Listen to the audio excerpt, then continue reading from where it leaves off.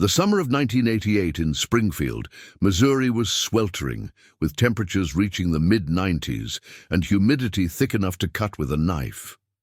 The old window unit in room 314 of St. Mary's Hospital wheezed and rattled, barely managing to keep the maternity ward comfortable as Sarah Mitchell lay exhausted but radiant, cradling her newborn daughter for the first time.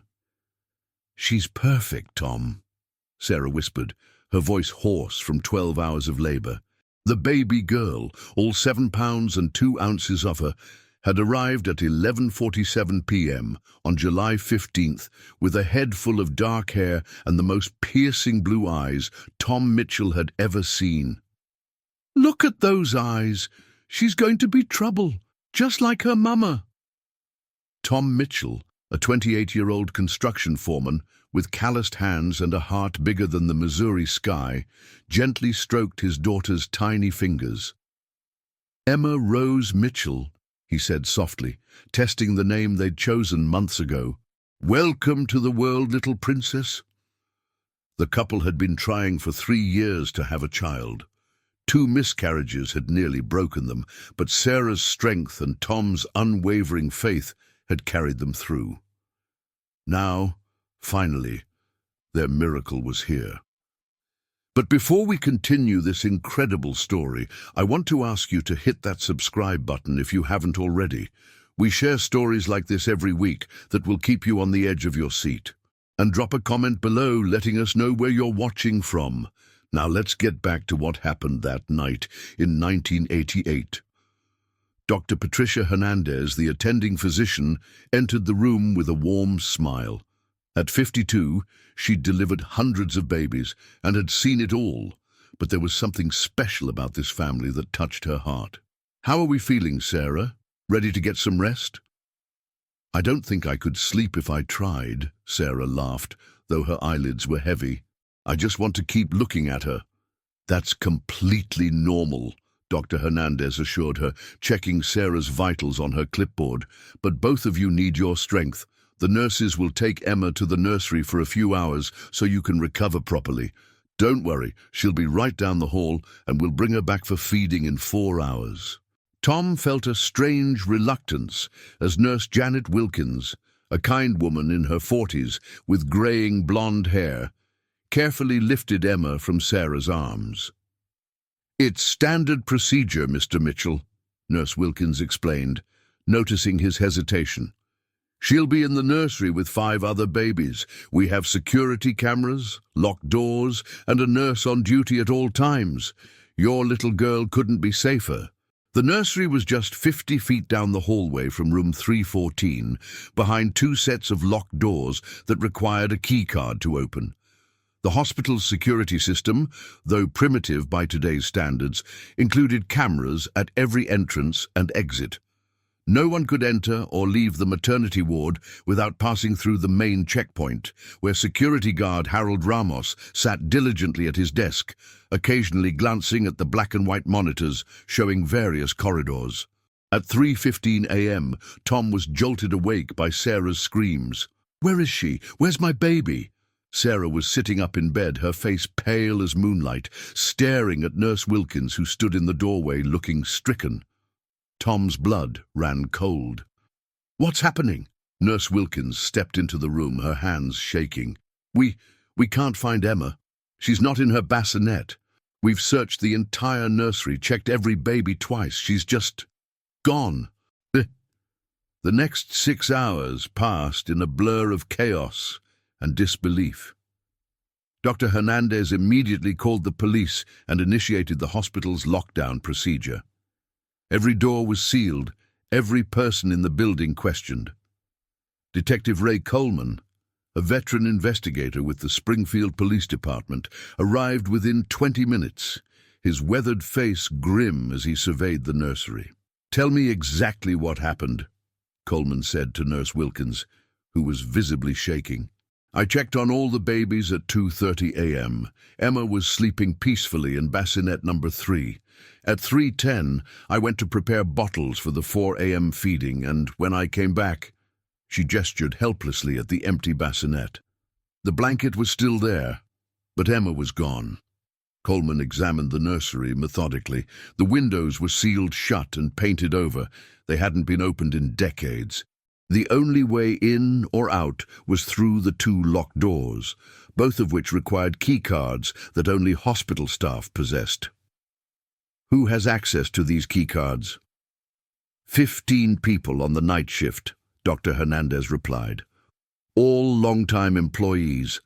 We've accounted for every single one of them. The security footage revealed nothing unusual. The cameras showed the empty hallways, the closed nursery door, and Harold Ramos at his post. No unauthorized individuals had entered the maternity ward. No babies had been carried through any checkpoint. It was as if Emma Rose Mitchell had simply vanished into thin air. Tom held Sarah as she sobbed, her body shaking with grief and exhaustion.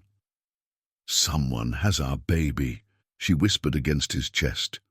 "Someone came in here and took our little girl. We'll find her," Tom promised, though his own voice cracked with emotion. "I swear to God, Sarah, we'll find her and bring her home." But as the hours turned to days, and days turned to weeks, hope began to fade. The FBI was called in, following every lead, interviewing every hospital employee multiple times. They checked adoption agencies, investigated known child trafficking networks, and pursued tips from across the country. Hundreds of volunteer searchers combed the Missouri countryside. Tom and Sarah appeared on every local news station, pleading for their daughter's return. The case made national headlines. "Miracle baby vanishes from hospital," screamed the front page of USA Today. Nancy Grace covered the story extensively, highlighting the impossible nature of the disappearance. How does a baby vanish from a locked, monitored nursery without anyone seeing anything? 3 months later, Sarah couldn't take the uncertainty anymore. The not knowing was killing her slowly, day by day. On a cold October morning, she kissed Tom goodbye, drove to the old bridge over Wilson Creek, and never came home. The note she left was simple: "I can't live in a world where my baby girl is suffering somewhere without her mama. Find her, Tom. Promise me you'll never stop looking." Tom buried his wife on a grey November day, his heart shattered but his resolve unbroken. At the graveside, he made the promise Sarah had asked for. "I'll find Emma, baby. If it takes me the rest of my life, I'll find our little girl." By 2021, Tom Mitchell was 61 years old, his construction company successful enough to fund his obsessive search for his daughter. His hair had gone completely grey, deep lines etched into his weathered face from decades of heartache and determination. The spare bedroom in his modest Springfield home had been converted into what looked like a detective's war room. Walls covered with maps, photographs, newspaper clippings, and a massive timeline stretching across 3 decades. Every missing child case in the region caught his attention. Every Jane Doe, every unidentified person report, every adoption case that seemed suspicious. Tom investigated them all.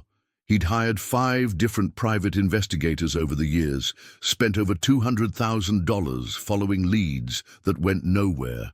Most people thought he was obsessed, maybe even crazy. His own brother had stopped talking to him years ago, tired of Tom's single-minded focus on a ghost.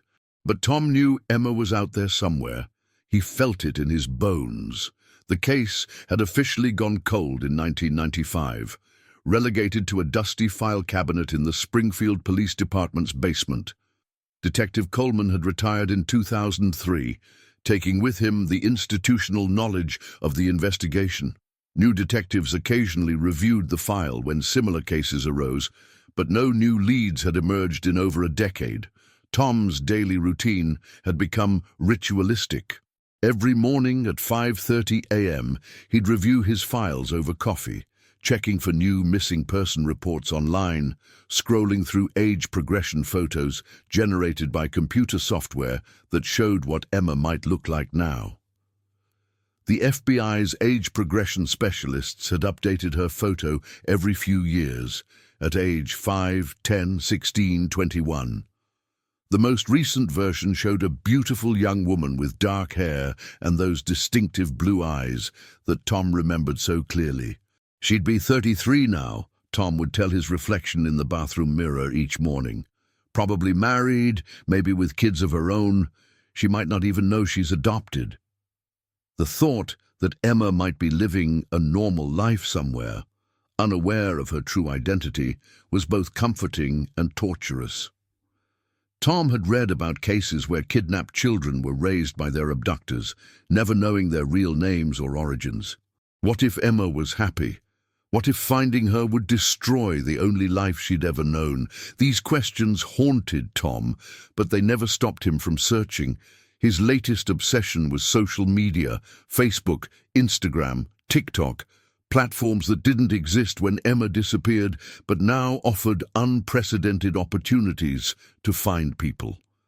Tom had created profiles on every site, spending hours each day searching faces, looking for those familiar features, those unmistakable blue eyes. The technology had revolutionized his search. Facial recognition software, though not always reliable, had flagged dozens of potential matches over the years. DNA databases like 23andMe and Ancestry DNA offered new hope. If Emma had ever submitted a sample, they might find each other. Tom had uploaded his own DNA profile to every service available, hoping for a match that never came. Local news stations still covered the anniversary of Emma's disappearance each July, though the stories grew shorter and less prominent each year. Tom always participated, aging visibly in each interview but never losing hope. "She's out there," he would say with quiet certainty, "and I'm going to find her." Detective Maria Santos, who had taken over cold cases for the Springfield PD in 2018, respected Tom's dedication, even if she privately doubted they'd ever solve the case. "Mr. Mitchell calls me every few weeks," she explained to reporters. "He's found more missing children than some professional investigators, just not his own daughter. His work has helped reunite 17 families over the years." It was true. Tom's obsessive research had inadvertently led to solving other cases. A photograph he'd analyzed had helped identify a Jane Doe in Arkansas. A tip he'd called in had led to the arrest of a child trafficker in Kansas. His heartbreak had become a tool for helping other families find closure, even as his own remained elusive. The nights were the hardest. Alone in his house, surrounded by memories of Sarah and the ghost of the daughter they'd lost, Tom would lie awake, wondering if he was chasing shadows. Had Emma died long ago? Was he wasting his life pursuing someone who couldn't be found because she no longer existed? But then morning would come, and with it, renewed determination. Tom would brew his coffee, review his files, and continue the search that had defined his adult life. On the wall above his desk hung a photograph from that single day in 1988, when Emma was his.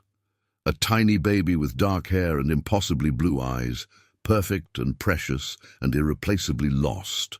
Next to it hung Sarah's final letter, a daily reminder of the promise he'd made at her graveside. The security business had boomed in recent years, and Tom found himself installing cameras and alarm systems across Springfield and the surrounding counties. The irony wasn't lost on him. He'd become an expert in the very technology that had failed to protect his own daughter, but the work paid well, funding his continued search and occasionally provided unexpected opportunities. Which is exactly what happened on the night of November 15th, 2021, when Tom received a call that would change everything.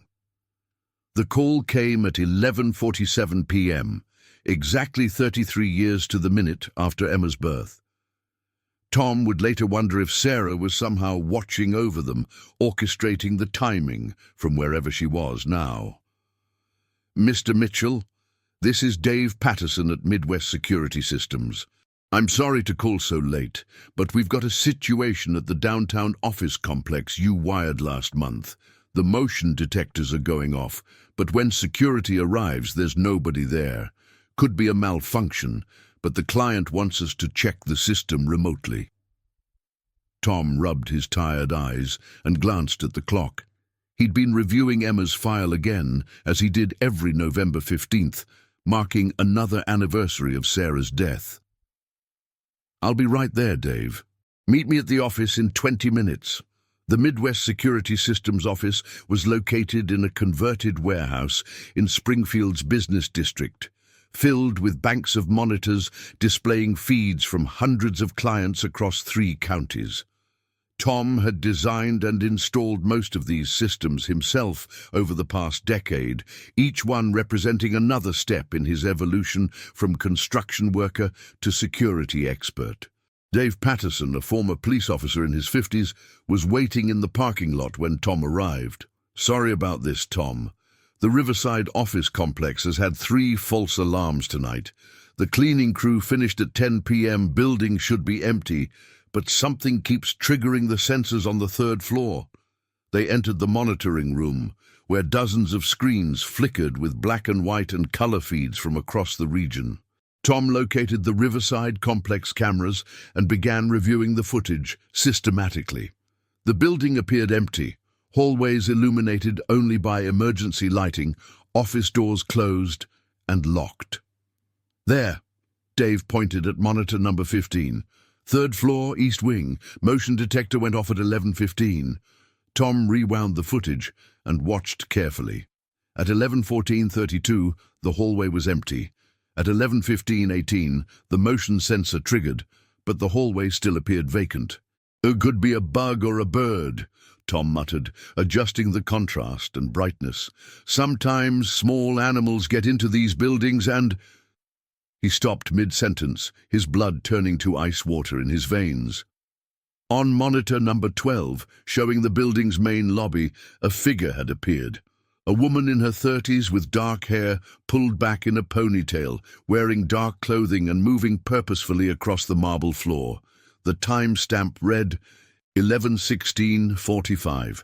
"Dave," Tom whispered, his voice barely audible. "Can you enhance this image?"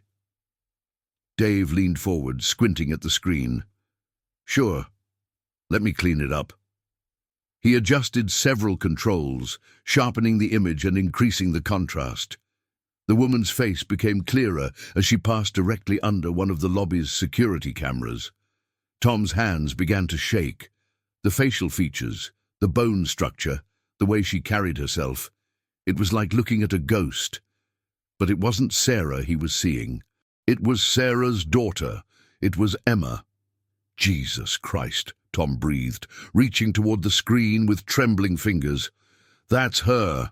That's my daughter." Dave looked at him with concern. "Tom, are you feeling all right? You look like you've seen a—" "It's Emma." Tom's voice cracked with emotion. "That's my little girl. She'd be 33 now, and look at her. She looks exactly like Sarah did at that age. The hair, the eyes, the way she moves. Dave, that's my daughter." Dave had heard Tom's story over the years, knew about the baby who'd vanished from the hospital, but he'd never seen his friend like this. Tom was gripping the edge of the desk, staring at the monitor with an intensity that was almost frightening. "Tom, I know you want to believe, but you can't be sure from a security camera image. There are thousands of women who could—" "No!" Tom slammed his hand on the desk, causing several other monitors to flicker. "I've spent 33 years looking at faces, analyzing photographs, studying every detail. I know my daughter's features better than my own. That bone structure, those eyes. She has Sarah's exact profile. And look at the timestamp, 11:16 p.m., just minutes after the motion detector went off upstairs. She was in that building, Dave. She was right there." Tom rewound the footage, watching the woman cross the lobby again and again. Each viewing confirmed what his heart already knew. This was Emma Rose Mitchell, 33 years old, and very much alive. "Where does she go after this?" Tom demanded, checking the exterior cameras. "There has to be more footage." They found her on the parking garage camera, walking toward a dark sedan parked in the shadows between two support columns. The license plate was partially obscured, but Tom could make out what looked like Missouri tags. The timestamp showed 11:22:17 as she got into the car and drove toward the exit. "There!" Tom pointed excitedly as the vehicle passed under the parking garage's exit camera. "Can you get a clear shot of that license plate?" Dave enhanced the image, adjusting settings until the numbers became readable. "Missouri plate BFH 7739, he announced, writing it down on a notepad. Tom was already reaching for his phone. "I'm calling Detective Santos right now. This is it, Dave. This is the break we've been waiting for 33 years. "Hold on, Tom." Dave placed a gentle hand on his friend's shoulder. "I understand you're excited, but you need to think about this rationally. What was a cleaning woman, or whoever she was, doing in that building at 11 p.m.? The cleaning crew finished an hour earlier. If this really is Emma, why was she there? What was she doing on the third floor?" The question stopped Tom cold. In his excitement at finding Emma, he hadn't considered why she might be in an office building after hours, triggering motion detectors in supposedly empty spaces. "Maybe she works there," he suggested weakly. "Maybe she forgot something and came back." Dave shook his head.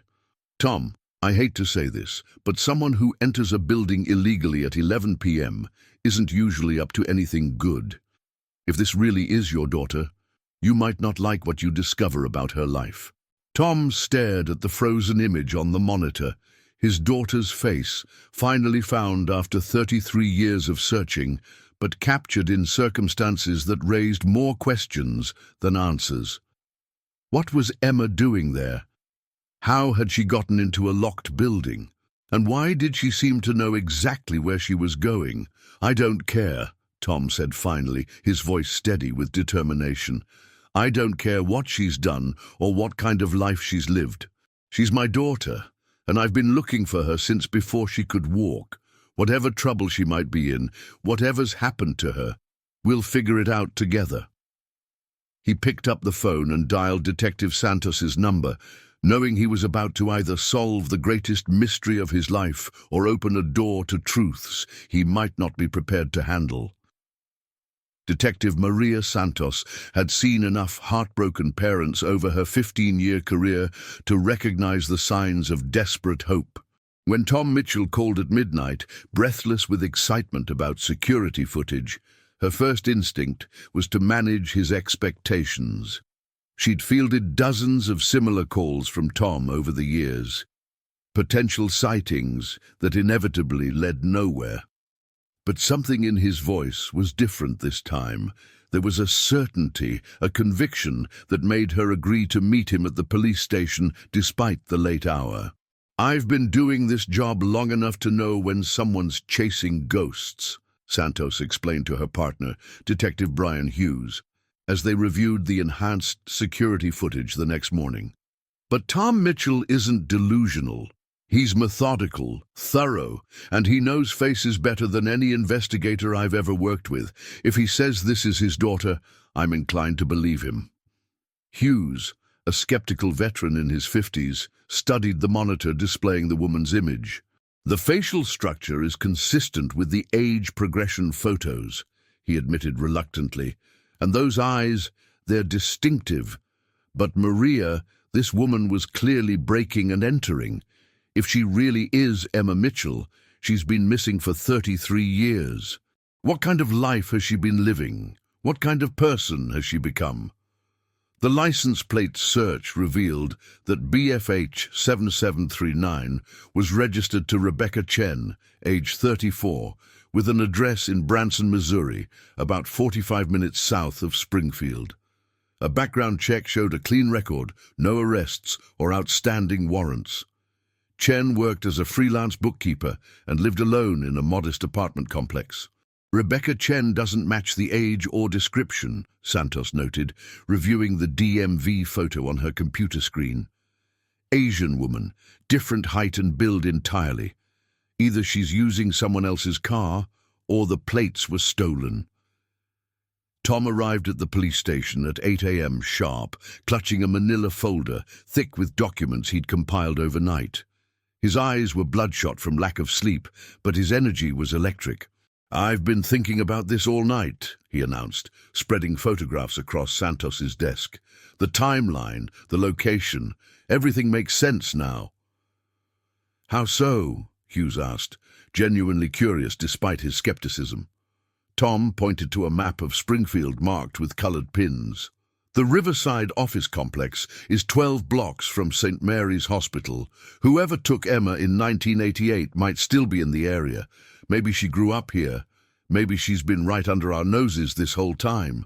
Santos studied the geographical relationship Tom was suggesting. "That's a lot of assumptions, Tom.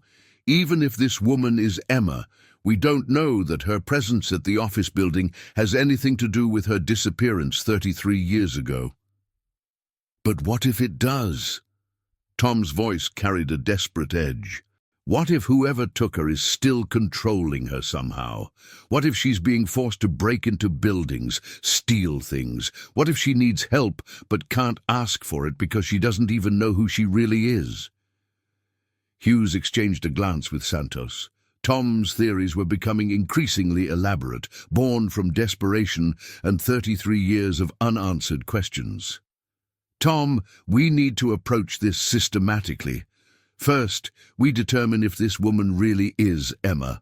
Then we figure out what she was doing in that building." The investigation began with the Riverside office complex itself. Detective Santos interviewed the building manager, Paul Hendricks, a nervous man in his 40s who seemed genuinely puzzled by the security breach. "Nothing was stolen," Hendricks insisted, walking Santos and Hughes through the third-floor offices where the motion detectors had triggered. "We've checked every suite twice. No signs of forced entry, no missing equipment or documents. It's like she was just looking around." "Looking for what?" Santos wondered aloud, examining the office doors that remained locked and undisturbed. "That's what I can't figure out. The third-floor houses mostly small businesses, insurance agencies, accounting firms, a travel agency that's been closed for months. Nothing valuable enough to justify breaking in for." Hughes noticed something that made him pause. "This accounting firm, Prestige Financial Services, when did they move in?" Hendricks checked his records on a tablet. "They signed the lease in March 2020, right before the pandemic hit. Family business, father and daughter team. Very quiet tenants. Always paid rent on time." "Are they still operating?" "Actually, no.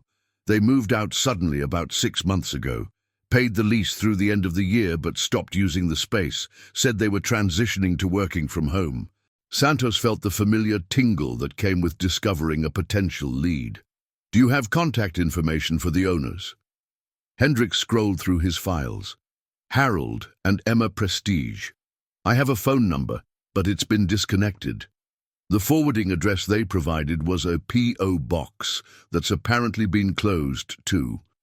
The name hit Santos like a physical blow. "Did you say Emma?" "Emma Prestige, yes.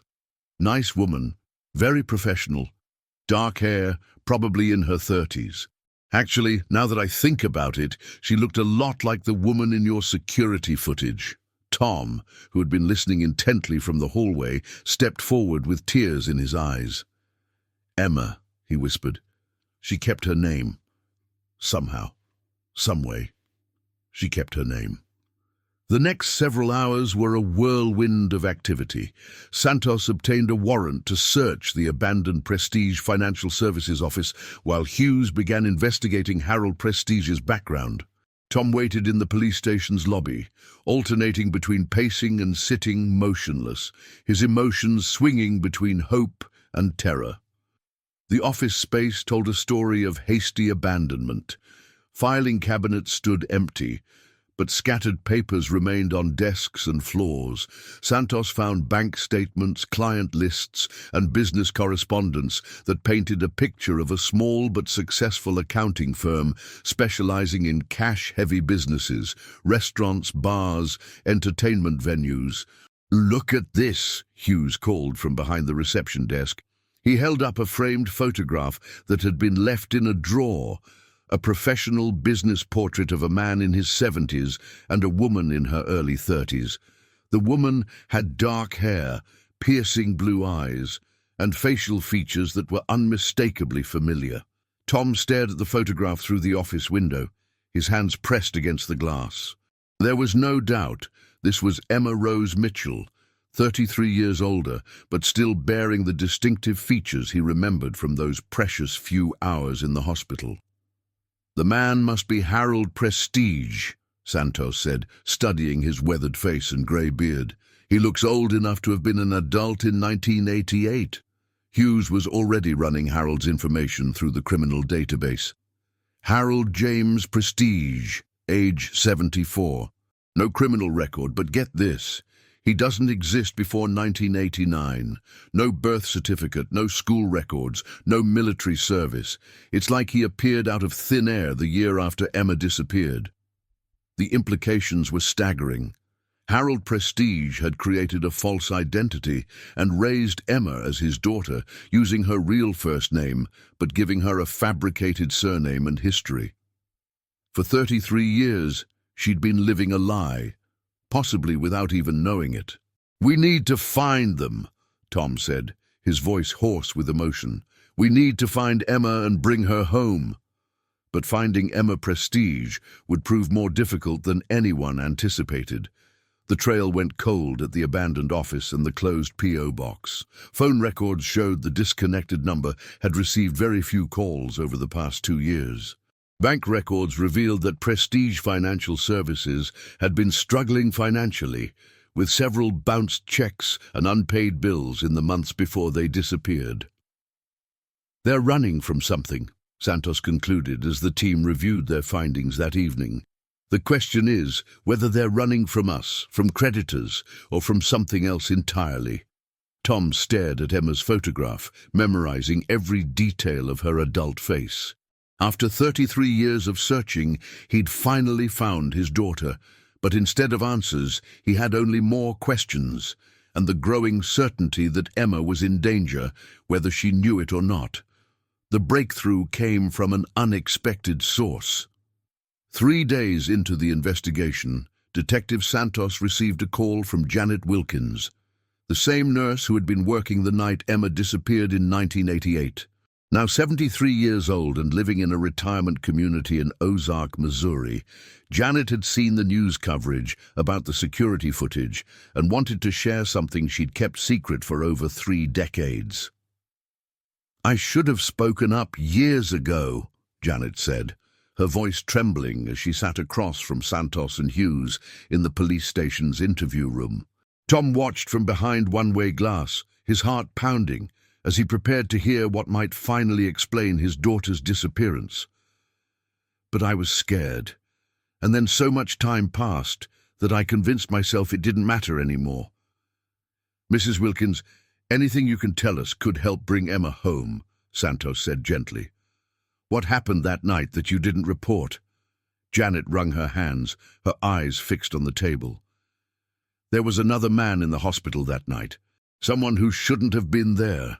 I saw him in the corridor around 2 a.m. just before Emma disappeared, but when I mentioned it to Dr. Hernandez, she told me to keep quiet about it." Hughes leaned forward intently. "Who was this man?" "He said he was a patient's relative, but something felt wrong.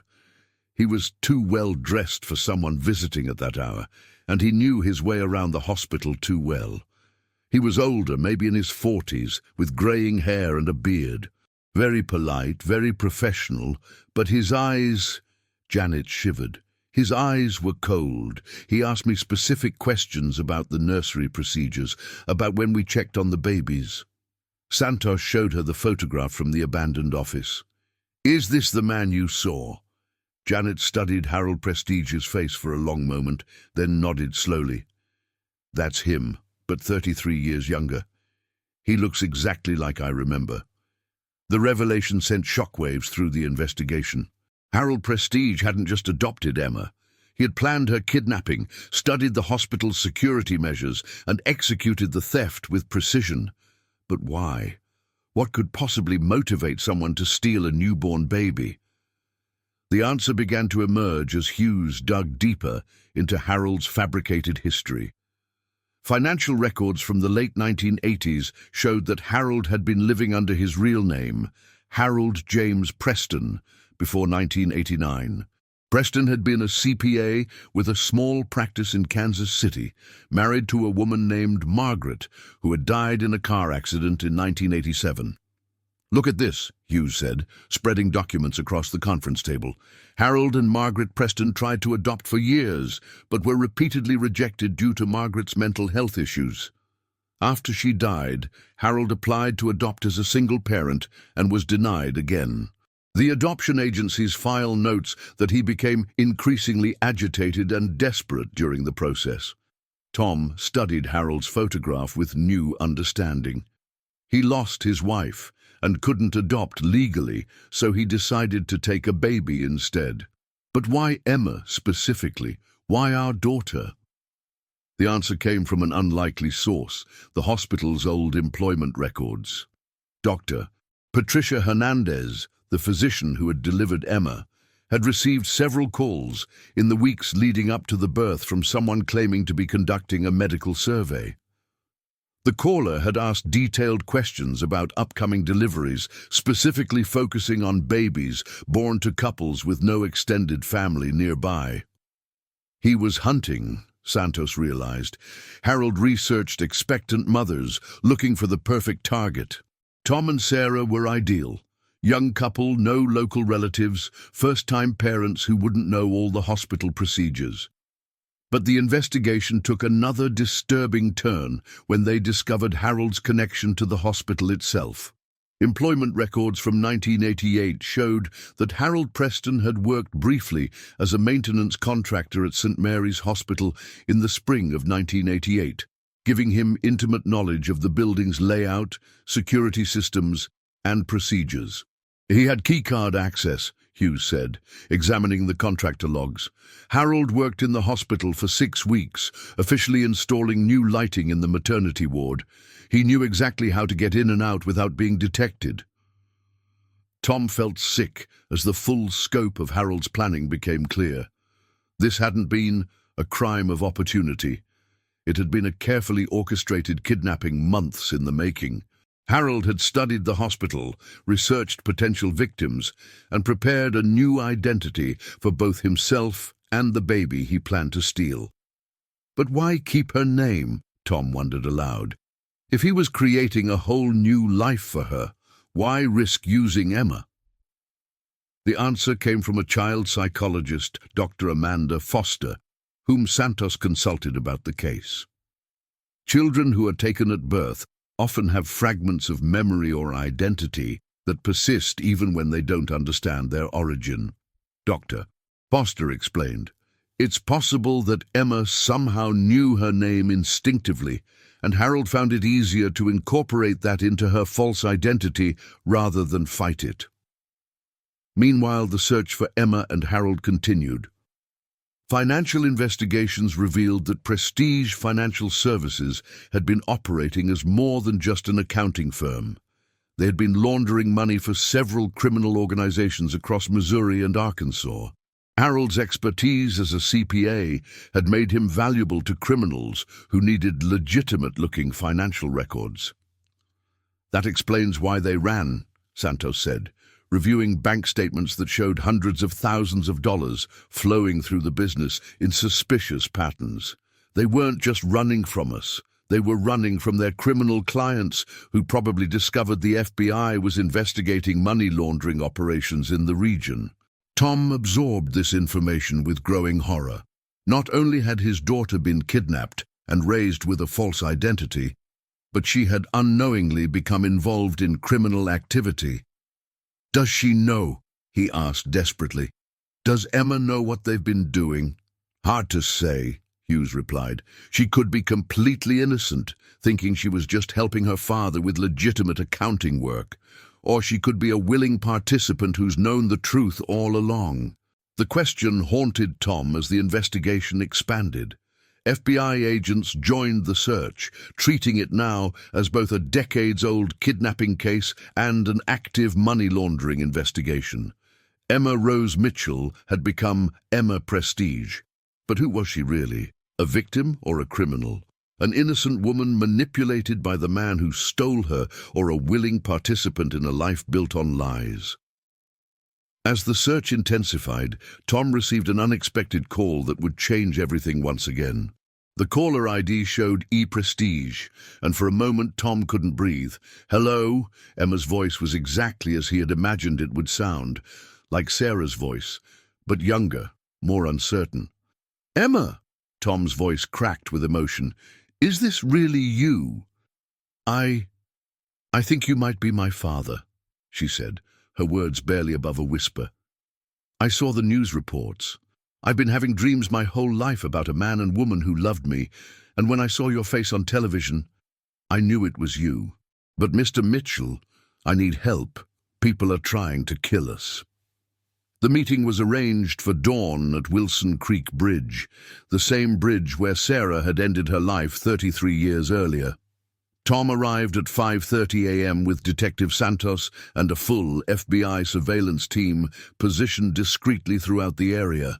His hands shook as he stood on the bridge, watching the sunrise paint the Missouri sky in shades of gold and pink. At exactly 6 a.m., a figure emerged from the tree line below the bridge. Emma walked slowly up the embankment, her movements cautious but determined. She was more beautiful than Tom had dared to imagine. Sarah's features softened by time, her blue eyes filled with intelligence and pain in equal measure. "I can't believe it's really you," Tom said, his voice breaking as Emma approached. She stopped about 10 feet away, studying his face with the same intensity he'd been using to memorize hers. "You have her eyes," Emma said softly.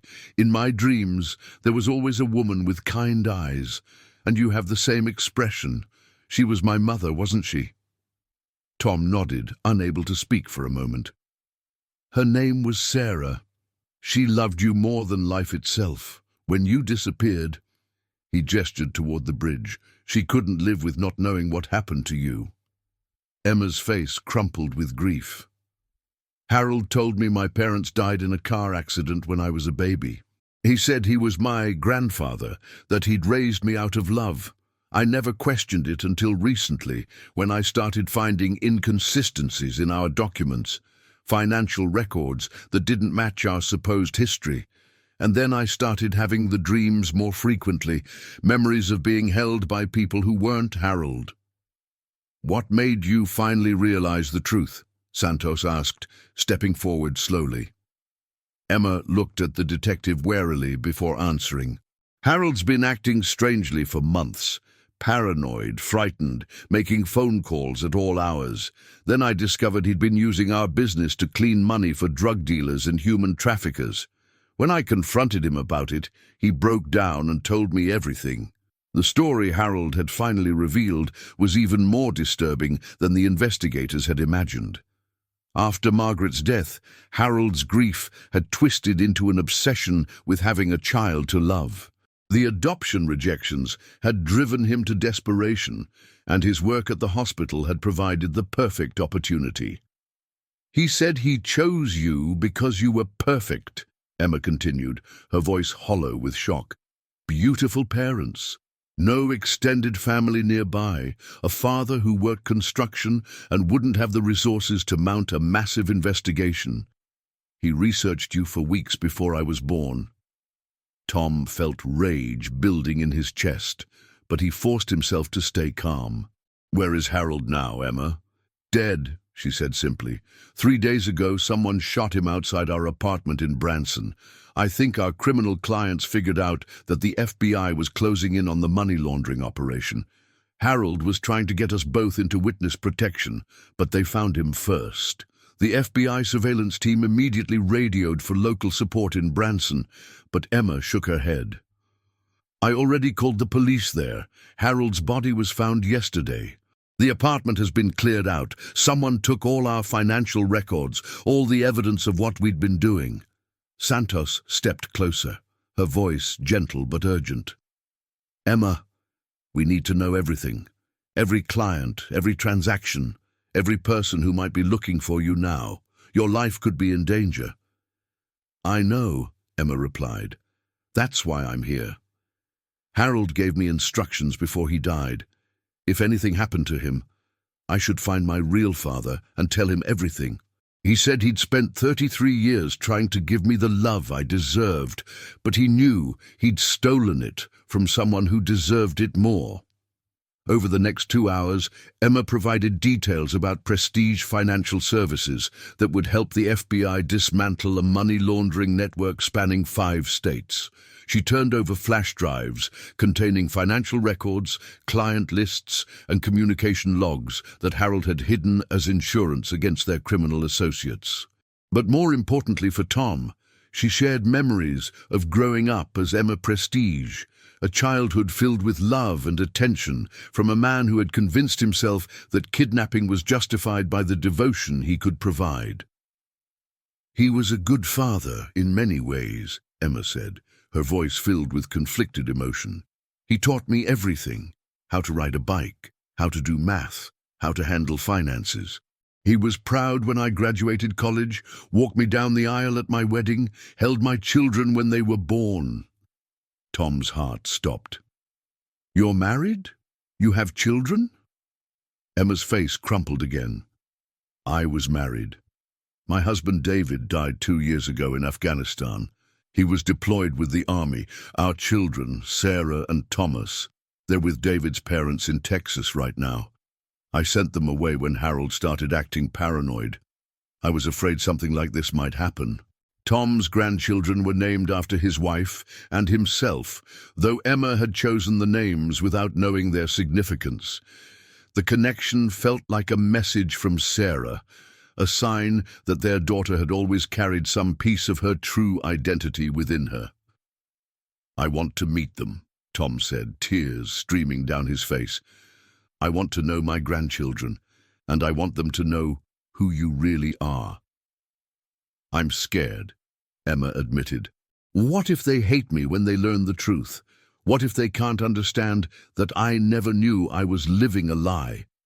Children are resilient, Santos interjected, and the truth, no matter how complicated, is always better than lies. Your children deserve to know their real grandmother's name, their real grandfather's love. The FBI's investigation ultimately led to the arrests of 14 individuals involved in the money laundering network, while Emma entered witness protection temporarily to ensure her safety. Tom hired the best lawyers he could afford to help Emma navigate the legal complexities of reclaiming her true identity and protecting her children from any potential criminal liability. 6 months later, Emma Rose Mitchell stood in the Springfield courthouse as a judge officially restored her legal name and identity. Tom held his 5-year-old granddaughter Sarah on his shoulders, while 8-year-old Thomas clutched his grandfather's hand, still trying to understand why Mommy had a different name now. Grandpa Tom, little Sarah asked, why did the bad man take Mommy away from you? Tom considered his answer carefully, knowing that this conversation would be the first of many difficult truths these children would need to understand. Sometimes people make very bad choices because they're sad and lonely, he said gently. The man who took your mommy away was very sad because his wife died, and he thought taking a baby would make him happy again. But taking someone else's baby is always wrong, no matter how sad you are. Emma squeezed Tom's hand gratefully. Over the past months, they had built a relationship that honored both the father who had raised her and the father who had never stopped searching for her. Harold Prestige had been buried with the last name he'd created, taking his secrets and his shame to the grave, but Tom had made peace with the complicated truth of his daughter's past. That evening, Tom stood in the cemetery where Sarah was buried, holding flowers from Emma and the grandchildren Sarah had never gotten to meet. "I kept my promise, baby," he whispered to the headstone. "I found our little girl, and I brought her home. She's got children of her own now, Sarah and Thomas. I think you'd like them. They have your eyes." As the sun set over Springfield, Missouri, Tom felt a peace he hadn't experienced in 33 years. Emma Rose Mitchell was home. Her children knew their true family history, and the lies that had defined their lives were finally giving way to truth. It hadn't been the reunion he'd imagined during all those years of searching, but it was real, and it was theirs, and it was enough. The search was finally over.